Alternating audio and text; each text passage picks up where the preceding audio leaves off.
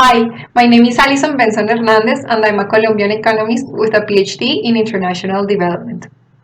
Being born and raised in Colombia, a country hit by corruption, violence, and inequality, has fostered in me an acute sense of social responsibility and a need for an understanding of our social reality. Seeking for these explanations, I have worked in research and policy design.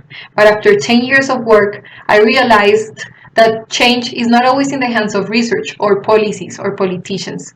Change has to be nurtured by civil society, by open dialogue, by arts, and by media. This idea became even more relevant in 2020, when my country was facing not only the COVID-19 pandemic, but also an unprecedented economic and political crisis. This led me to acknowledge the window of opportunity that the crisis opened for questioning the way our society works. This is what led me to create Reimaginemos, or in English, Reimagining.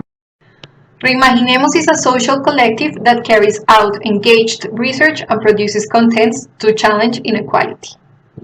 Reimaginemos is built under the principles of open, diverse, and inclusive dialogue. And to this end, we built a network of over 150 young participants, and we built it to be as diverse as possible.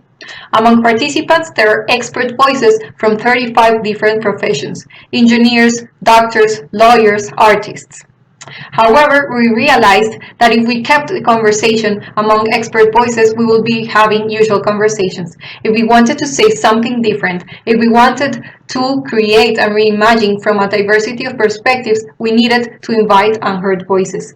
So we invited low-income, low-education women, indigenous leaders, street vendors, students, all of these diverse voices to be part of the conversation. The next step was to design a methodology that would enable unprobable dialogues between this diversity of actors.